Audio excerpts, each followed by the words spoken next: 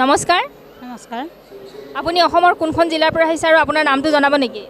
অসমৰ গোলাঘাট জিলা আৰু মোৰ নাম শ্ৰীমতী দীনামণি দাস। আপুনি সন্ত ৰামপালজী মহাৰাজৰ ওচৰত দীক্ষা কেতিয়া লৈছিলে? 29/5/2022। ইয়াৰ আগতে কিবা ভক্তি সাধনা কৰিছিলে নেকি? কৰিছিলোঁ মই সতপালজী মহাৰাজীৰ ধৰ্ম কৰা হৈছিলে, তেখেতৰ ধৰ্ম লৈছিলোঁ মই। তেখেতৰ ওচৰত যেতিয়া ধৰ্ম লৈয়ে আছিলে আকৌ সন্ত ৰামপালজী মহাৰাজৰ ওচৰত কিয় ল'ব লগা হ'ল দীক্ষা?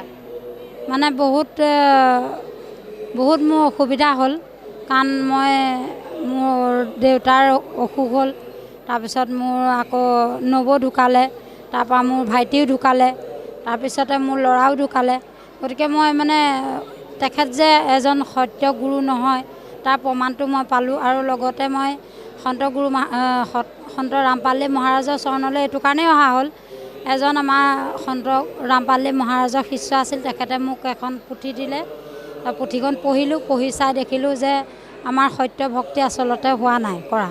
গতিকে সত্য ভক্তি কৰিবলৈ হ'লে আমি সেই পুথিখন চালোঁ আৰু গোটেই কথাখিনি আমি বুজি পালোঁ। বুজি পাই মই সন্ত ৰামপালজী মহাৰাজৰ চৰণলৈ আহিলোঁ।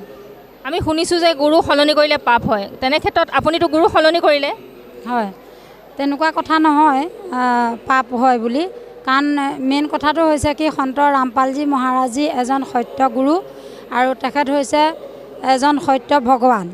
আৰু গতিকে এজন ডক্তৰৰ ওচৰত যদি আমি কিবা ট্ৰিটমেণ্ট কৰোঁ, তেতিয়া যদি তেখেতৰ ওচৰত মোৰ ট্ৰিটমেণ্টটো ভাল নহয়, গতিকে মই বেলেগ এজনৰ ওচৰলৈ যাবই লাগিব। গতিকে তেখেত এজন ভাল ডক্তৰ বুলি ভাবি পেলানি আমি তেখেত মানে সন্ত ৰামপালজী মহাৰাজৰ চৰণলৈ এইটো কাৰণেই অহা হ'ল যে তেখেতে যিটো সত্য ভক্তি দিছে সেই সত্য ভক্তিৰ বহুত লাভ আছে, বহুত মানে আমি লাভ পাইছোঁ। গতিকে তেখেতৰ চৰণলৈ এইটো কাৰণে আমি আহিলোঁ। বহুত বহুত ধন্যবাদ। আচ্ছা।